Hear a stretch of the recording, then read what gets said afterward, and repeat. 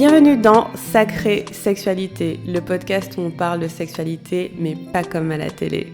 Je m'appelle Livia Quero, je suis écrivaine, je suis coach en sexualité et je suis aussi très fan de comédie romantique. Et tu vois, dans les comédies romantiques, le sexe c'est toujours automatique, fluide, génial et parfait. Et ça ressemble pas trop à la réalité. On ne nous montre pas tous les moments maladroits, compliqués, qui sont durs à naviguer. Et on ne nous montre pas non plus toute la dimension magique, sacrée de la sexualité qui va bien au-delà de mélanger les corps. Eh bien, tu sais quoi, dans ce podcast, c'est exactement ce qu'on va faire. On va parler des choses qui sont un peu compliquées, un peu difficiles et dont personne ne parle jamais. Et en même temps, on va parler de la dimension spirituelle, énergétique de la sexualité qui en fait un outil qui te permet de te reconnecter à qui tu es et qui impacte tous les aspects de ta vie. Je suis très heureuse de t'accueillir dans ce podcast et je te dis à tout de suite pour l'épisode du jour. Et voilà, nous en sommes au premier épisode de l'année. Ouais, trop bien. Welcome in 2023.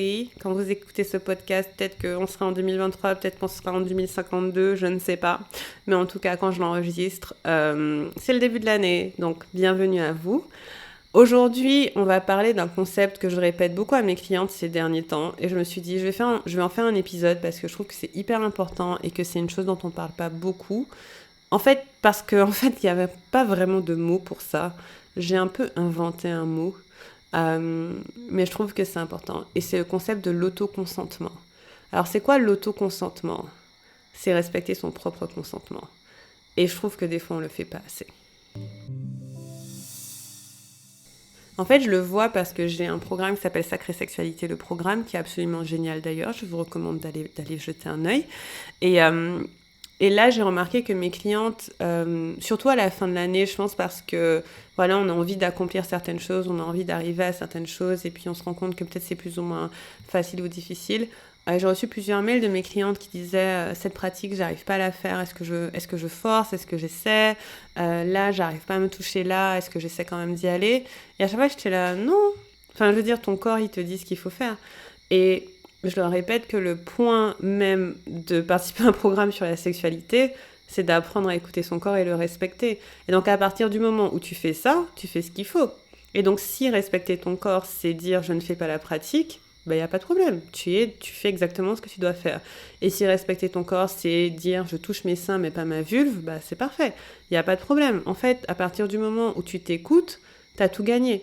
Et je trouve que parfois, en fait, ce que j'observe dans la vie en général, c'est que, et je pense que ça vient de notre éducation, du système capitaliste dans lequel on est, c'est que c'est beaucoup plus important de répondre à ce qui est attendu de nous, de se conformer à ce qui est attendu de nous, que de s'écouter nous.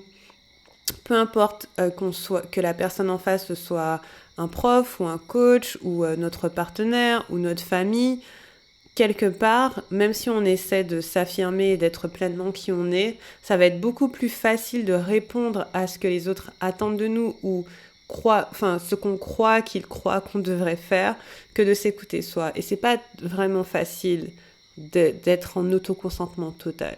Et pour moi, l'autoconsentement total, c'est quoi ? C'est mettre notre souveraineté au-dessus de tout. Au-dessus de tout ce qui est attendu de nous, de tout ce qu'on nous dit, de même toutes les choses où on nous dit si tu fais ça, tu vas réussir, si tu fais ça, ça va fonctionner, etc. Au-dessus de tout ça, on met notre souveraineté. Notre souveraineté qui dit je suis la personne qui sait ce qui est le mieux pour moi.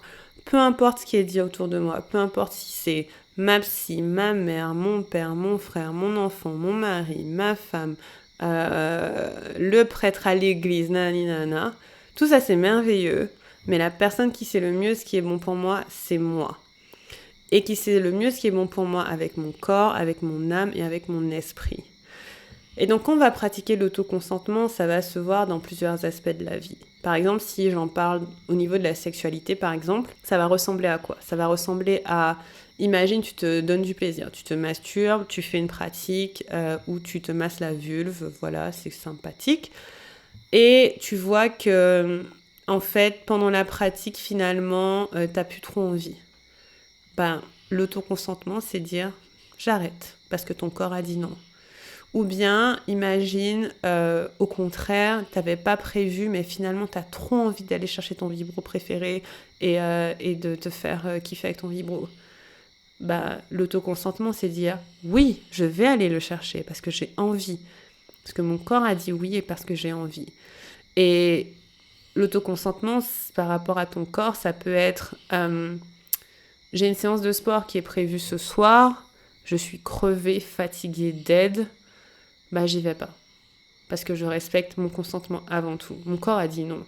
Même si je me suis engagée auprès de ma prof, même si je me suis engagée auprès d'une version passée de moi qui voulait absolument faire du sport, si mon corps dit non, je peux dire non.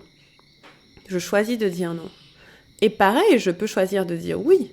Je peux écouter mon corps et voir qu'il est fatigué, mais que quand même une séance de sport lui fera du bien. Moi, ça m'arrive les deux. Ça m'arrive de me dire non, mais là c'est dead, laisse tomber. Et ça m'arrive de dire ok, je suis fatiguée, mais franchement là ça me ferait du bien. Et c'est une question d'honnêteté avec soi-même, de vraiment l'écouter, de quoi il a besoin. Peut-être qu'il a besoin de ce sport-là, ou il a besoin de sentir qu'il a du mouvement. Et c'est ça en fait, c'est à chaque instant se demander à soi-même qu'est-ce qui est mon oui, qu'est-ce qui est mon non pour soi. Et pas nécessairement toujours par rapport à d'autres personnes en face. Une autre façon de voir l'autoconsentement, c'est imaginez, je sais pas, vous décidez ce que vous allez manger.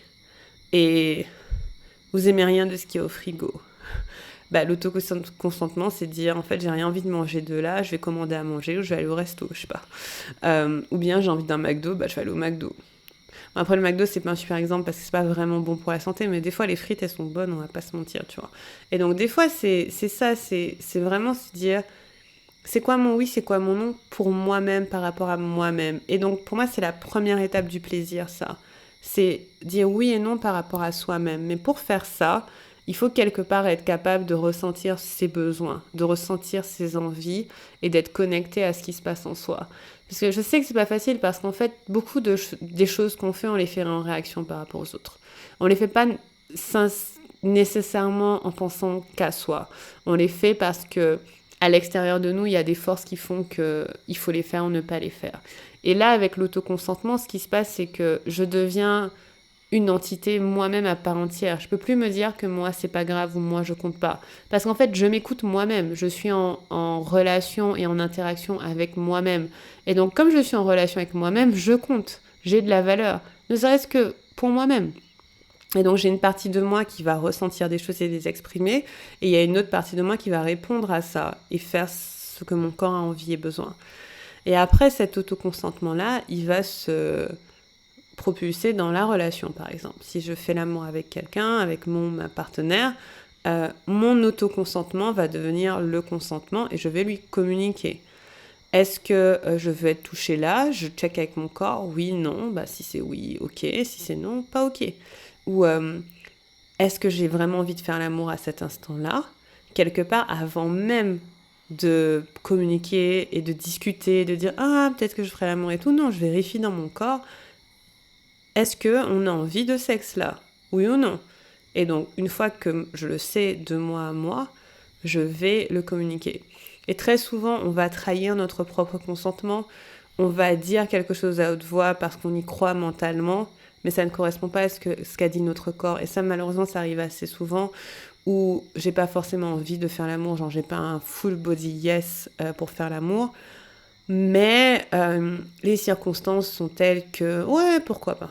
Pourquoi ne pas faire l'amour? Et donc, je vais dire oui à mon partenaire. Et il ou elle va être content. Et ça va être fun. Et on va commencer à faire l'amour.